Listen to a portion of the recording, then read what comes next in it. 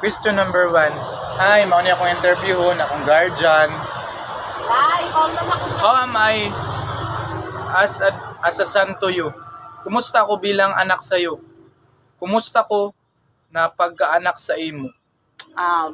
Okay.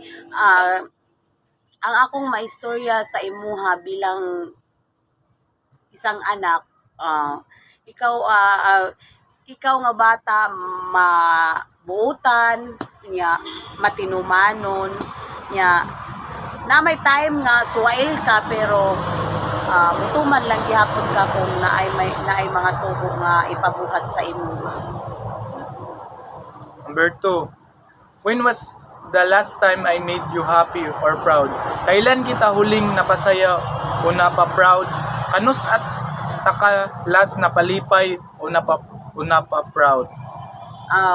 Kanang ang pangutana no, ako dili man ingon nga kuan jud nga na happy, pero lipay ko sa imuha kay nakahumaning human ka sa imong pag-eskwela, and then bisan naka-stop ka for pila ka tuig, karon nagpadayon ka sa pagtuon, o nalipay ko nga imong makaputana na imong makaput ang imong mga pangandoy sa imong kinabuhi, o magtarong ka og eskwela sa imong college life. Number 3. Have I done anything that disappoint you so much? May nagawa ba akong sobra mong ikinadismaya? Nakabuhat ba ko og gikaguol nimo og ayo sukad-sukad? Nakay nahimo nga nga sobra-sobra nga pagkaguol namo, labi na tong mga panahon nga nadisgrasya ka. Tungod kay wala namo damha nga maingato ka, and then less gihapon mi kay naka-survive ka ato nga mga paghitabo. Thank you. Thank you. Hi, mao ni akong interview ng akong igsoon. How am I as a sibling?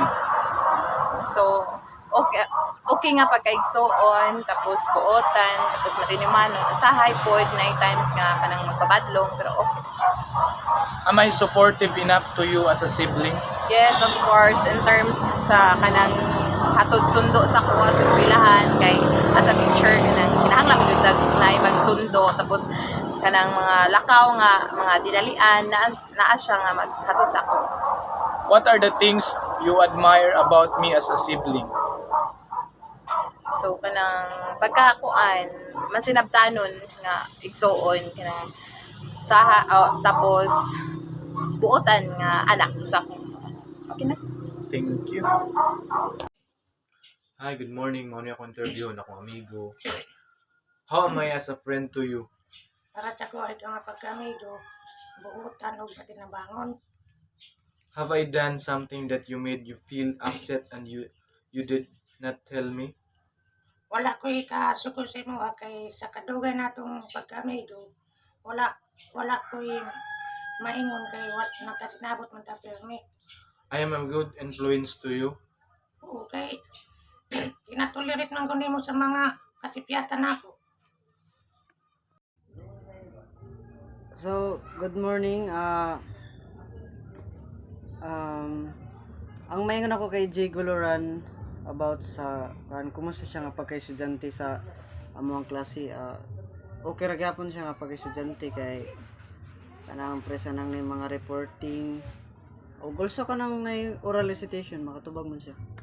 Good siya nga pagka-estudyante gyapon sa mga. O unsa siya nga subject mas abtik. Para sa akong mga naobserbahan, mas abtik siya sa diri sa kuan sa UTS. Kay murag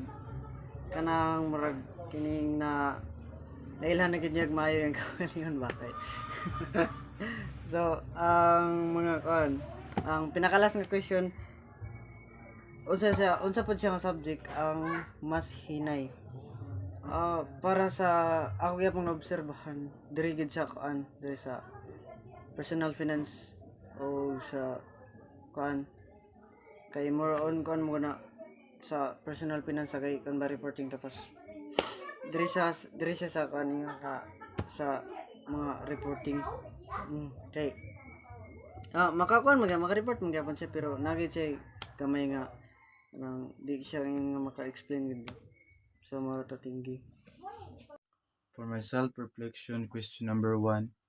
Are you satisfied with your performance as a student this semester? Yes, I am satisfied of this semester because I learned a lot from different instructor and find another circle of friends. Question number 2. Which of the part at this semester do you want to change? I wish to change my daily routine in going to their campus. Question number 3.